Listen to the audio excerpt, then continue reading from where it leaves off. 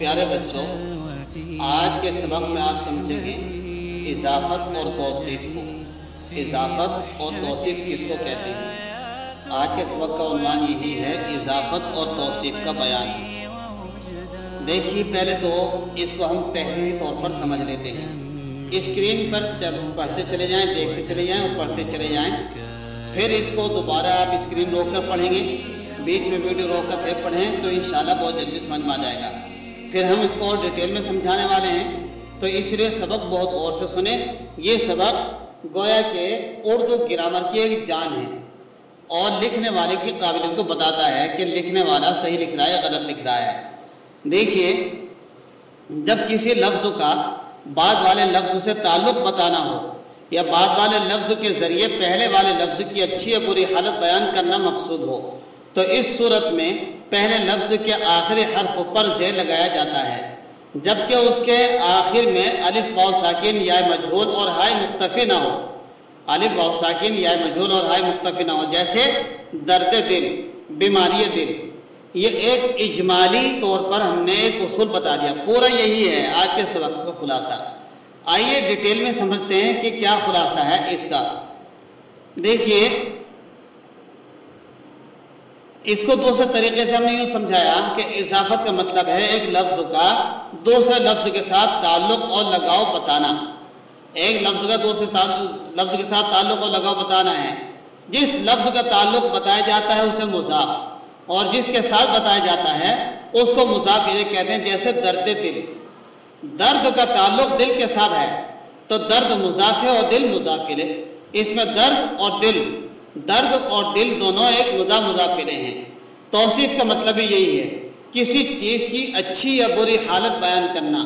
جس کی حالت بیان کی جائے اس کو موصوف، جو حالت بیان کرے اس کو صفت کہتے ہیں، جیسے خدا پاک۔ اس میں لفظ پاک خدا کی پاکی بیان کر رہا ہے، جو ایک اچھی حالت ہے، لہذا خدا کو موصوف اور پاک کو صفت کہیں گے۔ یہ تو ڈیٹیل میں ہم نے اضافت اور توصیف کو سمجھایا ہے۔ آئیے اس کے کچھ اصول ہیں سمجھنے کے لیے، وہ اصول سمجھ میں آ گئے تو آپ لکھنے میں بھی غلطی نہیں کریں گے اور پڑھنے میں بھی غلطی نہیں کریں گے۔ وہ بنیادی اصول کیا ہے، وہ اصول سمجھ لیتے ہیں۔ وہ اصول کیا ہے، جب ایک لفظ کی دوسرے لفظ کی طرف اضافت کی جاتی ہے یا موصوف کے بعد اس کی صفت لائی جاتی ہے تو مضاف اور موصوف کے آخر میں اضافت کی 3 علامت آتی ہیں۔ پہلی علامت کسرہ یعنی زیر، دوسری علامت یا مجہول اور آخری علامت حمزہ۔ یہ 3 علامتیں اضافت اور توصیف میں آتی ہیں۔ آپ کہیں بھی پوری اردو لکھتے چلے جائیں گے، یہ 3 علامت آئیں گی، کسرہ، یا مجہول اور حمزہ۔ یہ تینوں علامتیں لگائی جائیں گی۔ کسرہ کہاں لگائیں گے یعنی زیر کہاں لگائیں گے، حمزہ کہاں لگائیں گے، یا مجہول کہاں لگائیں گے، اس کو سمجھیے۔ دیکھیے، اگر مضاف اور موصوف کے آخر میں الف واو یا معروف اور یا مجہول اور ہائے مختفی میں سے کچھ بھی نہیں ہے، اگر ان میں سے کچھ بھی نہیں آ رہا، الف واو یا معروف یا مجہول ہائے مختفی میں سے کچھ بھی نہیں ہے، تو مضاف اور موصوف کے آخر حرف پر زیر لگائیں گے۔ مضاف اور موصوف کے آخری حرف پر زیر لگائیں گے، جیسے ہمیں بتایا تھا درد دل اور ماہ نو۔ یہ مضاف اور ماہ نو یہ موصوف صفت ہے، درد دل یہ مضاف الیہ ہے، تو ان کے آخر میں زیر آیا۔ اب دوسرا اصول سمجھیے، لیکن پہلے اس کے کچھ اسی سے متعلق ہم جملے پڑھ لیتے ہیں تاکہ مزید اور مثال سے وضاحت ہو جائے۔ پڑھ لیتے ہیں، جیسے درد دل، راز دل، ماہ نو، شاخ گل، عرق گلاب، شمع محفل، عشق لازوال، مبدأ فیاض، سوء وطن۔ دیکھیے، ہم نے سب کے نیچے زیر لگایا ہے، اور جو اوپر بات بتلائی تھی کہ الف واو یا معروف یا مجرور مختفی میں سے کچھ نہ ہو تو پھر زیر آئے گا۔ اب دیکھیے، کسی کے آخر میں نہ تو واو ہے اور نہ ہی یا معروف ہے، نہ ہی یا مجہول ہے اور نہ ہی مختفی ہے، تو اس لیے سب کے نیچے ہم نے دیکھے زیر لگایا ہے، شاخ گل، عرق گلاب، شمع محفل، عشق لازوال۔ اب آئیے دوسرا اصول کیا ہے؟ دوسرا اصول یہ ہے کہ اگر یا معروف ہے تو اس صورت میں یعنی کہ مضاف الیہ میں اگر یا معروف ہے تو اس صورت میں بھی یا معروف ہے تو پھر اس کے نیچے یا معروف کے نیچے زیر آ جائے گا، زیر لگا دیں گے، کچھ اور نہیں پڑھ لیں گے، جیسے بیماری دل، اسی سے متعلق اور جملہ آئیں گے فارسی جدید، تب اس سے متعلق بھی کچھ جملے پڑھ لیتے ہیں جس کے آخر میں یا معروف آ رہی ہے الف یعنی واو، یا مجہول اور ہائے مختفی میں سے کچھ نہیں بلکہ صرف یا معروف ہے، تو یا معروف کا اصول یہ ہے یا معروف کے نیچے زیر لگائیں گے۔ دیکھیے بیماری دل، خوبی قسمت، کرسی صدارت، وحی الہی، فارسی جدید، آزادی وطن، جدائی حبیب، بربادی فرعون۔ دیکھیے سب کے اندر جو مضاف بننا ہے سب کے آخر میں یا معروف ہے، اس لیے اس کے نیچے یا مجہول لگا دی۔ اب آئیے تیسرے اصول کی طرف، اگر مضاف کے آخر میں الف یا واو معروف یا مجہول ہے، الف یا واو معروف یا مجہول ہے تو آخر میں یا مجہول کا اضافہ کیا جائے گا، آخر میں یا مجہول کا اضافہ کیا، الف واو یا، اگر یا مجہول واو آ رہا ہے یا مجہول آ رہی ہے تو آخر میں ہم کیا لگائیں گے، یا مجہول لگائیں گے، اور اوپر حمزہ نہیں لگائیں گے، جیسے اوپر حمزہ بالکل نہیں لگا جائے گا، جیسے بہت سے لوگ خدائے پاک لکھیں گے تو اوپر حمزہ لکھ دیتے ہیں، تو یہ حمزہ غلط ہے، یہ حمزہ نہیں لکھا جائے گا، جیسے خدائے پاک۔ تو آئیے اس سے متعلق پہ ہم کچھ مزید جملے پڑھ لیتے ہیں۔ سزائے موت، علماء دین، صدائے وطن، رائے بہادر، خدائے پاک، بوئے گل، آبروئے وطن، جادوئے بنگال، اردوئے معلیٰ۔ دیکھیے سب کے آخر میں جب بھی آپ لوگوں کی تحریر دیکھیں گے اس تحریر میں عام طور سے سب لوگ اس پہ حمزہ لگا دیتے ہیں، جبکہ حمزہ نہیں آئے گا۔ حمزہ کیوں نہیں آئے گا؟ اس لیے کہ اضافت اور توصیف کا اصول یہ ہے کہ اگر مضاف کے آخر میں الف واو یا معروف یا مجہول کچھ آ رہا ہے، یعنی تین علامت آئیں گی، یا تو یا مجہول آئے گی یا حمزہ آئے گا یا پھر زیر آئے گا۔ اب زیر کہاں آئے گا؟ جہاں پر یا معروف ہو، یا معروف کے نیچے زیر آئے گا، یا الف واو معروف اور یا معروف یا مجہول اور ہے مختفی میں سے کچھ نہ تو زیر آئے گا۔ اگر یا مجہول آ رہی ہے مضاف کے آخر میں تو پھر یا ہی مجہول ہی اس لفظ کا جز بنے گا اور وہی زیر کی آواز دے گا، یا مجہول ہی اس حرف کا جز بن کر یہی زیر کی آواز دے گا اور زیر میں کنورٹ ہو جائے گا، جو آپ کے سامنے ہم نے جملے پڑھ کر بتائے ہیں۔ اس میں کسی کے اوپر بھی آپ حمزہ نہیں لگائیں گے، اگر کوئی حمزہ لگاتا ہے سمجھ لو وہ اردو املا سے ناواقف ہے۔ آئیے ایک قاعدہ اصول اور پڑھ لیتے ہیں، ایک بہت باریک سا اصول ہے، وہ کیا ہے؟ جن لفظوں کے آخر میں اصول کیا ہے؟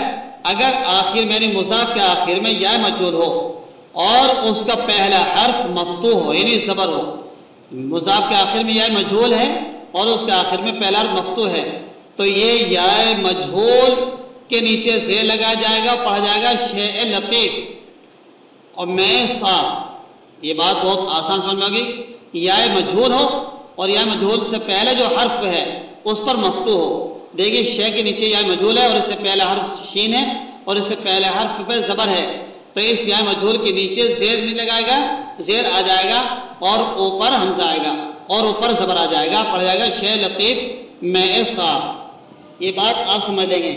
یا مجہول کے نیچے زیر کب آئے گا؟ جب یا مجہول سے پہلے والے حرف کے اوپر زبر ہوگا۔ اس کے علاوہ ایک اصول اور ہے، وہ کیا؟ اگر آخر میں یا مجہول ہو اور جن لفظوں کے آخر میں یا مجہول لفظ کا جز ہے، جن لفظوں میں یا مجہول لفظ کا یہ جز ہے تو ایسے لفظ میں بھی یا پر حمزہ کبھی نہیں آئے گی، بلکہ یا مجہول لکھی جائے گی، یہ حمزہ بالکل نہیں آئے گی لفظوں کے اوپر جیسے کہ عام طور سے لوگ لکھ دیتے ہیں، بلکہ مقصور فرض کر لی جائے گی، مقصور فرض کر لی جائے گی، زیر فرض کر لی جیسے رائے عالی، جیسے رائے عالی، رائے بہادر، اس کے نیچے زیر فرض کر لیا جائے گا۔ پھر سمجھیے اوپر تھا یا مجہول سے پہلے اگر حرف مفتوح ہے یا مجهول سے پہلا حرف مفتوح ہے تو پھر اس کو ہم پڑھیں گے شے لطیف، اس کے نیچے زیر دے کر. اور دوسرا جن لفظوں کے آخر میں یا مجهول لفظ کا جز بنا ہوا ہے، لفظ کا اس میں جز ہے، جیسے کہ رائے بہادر، رائے بہادر اس میں لیے لفظ کا جز بنا ہوا ہے تو یا مجهول کے اندر یہاں پہ بھی زیر لگایا جائے گا اور اس کے اوپر نہ تو ہمزہ آئے گا نہ کچھ آئے گا. اسی طریقے سے اور سمجھیے یہ مضاف اور موصوف کا مسئلہ بڑا اہم ہے. دیکھیے اگر مضاف اور موصوف کے آخر میں ہائے مختفی ہے، مضاف اور موصوف کے آخر میں ہائے مختفی ہے تو ہائے مختفی پر ہمزہ لکھا جائے گا، جیسے تحفہ اردو. ہاں یہ بات یاد رکھنے کی ہے کہ ہائے مختفی ہی کی صورت میں حمزہ اضافت کی علامت بن کر آتا ہے. اس کے علاوہ پورے اردو کے اندر کسی اور جگہ اضافت کی علامت کے طور پر حمزہ نہیں لایا جائے گا، اضافت کی طور پر حمزہ نہیں لگایا جائے گا. یہ جو باریک سا اوپر جو ترچھا سا حمزہ ہے انہیں لگایا جائے گا. بس ہائے مختفی جیسے تحفہ اس کے اندر ہا تھی آخر میں تو اس لیے اس کے اوپر حمزہ لائے ہیں. اس کے علاوہ کہیں بھی اضافت اور توصیف میں حمزہ نہیں لایا جائے گا. آئیے اس سے متعلق کچھ جملے سیکھ لیتے ہیں. تحفہ اردو، نغمہ شادی، قطرہ خون، جذبہ دل، بندہ خدا، اساتذہ کرام. دیکھیں ان سب کے آخر میں مضاف کے آخر میں ہا ہے ہائے مختفی، وہ آگے پڑھنے میں نہیں آ رہی بلکہ پہلے والے حرف کو سہارا دے رہی ہے تو ایسے ہائے مختفی کے اوپر ہم حمزہ لگائیں گے. اس کے علاوہ پورے اردو میں مضاف اور توصیف کے اندر یعنی اضافت اور توصیف میں کہیں بھی حمزہ نہیں لگایا جائے گا. زیر آئے گا یا معروف کے نیچے زیر آئے گا یا مجہول کے نیچے زیر آئے گا. یہ اصول میں نے پڑھ لیے. اگر سمجھ میں نہیں آئے تو پھر بار بار اگر آپ اس ویڈیو کو ریویژن کر کے سنیں گے، بار بار اس کا ریویژن کرتے رہیں گے، 2-3 مرتبہ سنیں گے تو انشاءاللہ یہ اصول بہت آسانی سے سمجھ میں آ جائیں گے. پھر آپ ایک اچھا اردو امداد بن جائیں گے.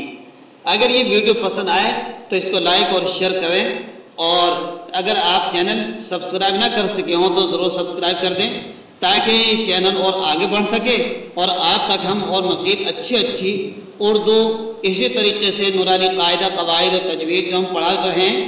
اس وقت ویڈیو پر ہم نے یوٹیوب پر ڈالنا شروع کر دیا ہے جو گاؤڑی والا، ارشادی اور گنگیرو والا قاعدہ کہلاتا ہے، جس کا ایک انوکھا اور اچھا انداز ہے جس کو دارالعلوم دیوبند اور مدرسہ شاہی جیسے مدارس اس کو قبول کرتے ہیں اور اس کو سراہتے ہیں. تو الحمدللہ وہ قاعدہ اب یوٹیوب پر آ رہا ہے تو آپ اس سے بھی فائدہ اٹھائیں. اس کے علاوہ آگے ہمارا جو نظام ہے وہ آپ کو اردو، دینیات اور ہندی، انگلش، میتھ کیسے پڑھائیں گے، اس سے کیا اصول ہونا چاہیے جو رٹا سسٹم سے آپ بچ سکیں اور بہترین انداز میں بچوں کو کھیل کے انداز میں صحیح تعلیم کم وقت میں کھیل کے انداز میں وہ تعلیم حاصل کر سکیں. تو آپ ہمارے ساتھ جڑے رہیے.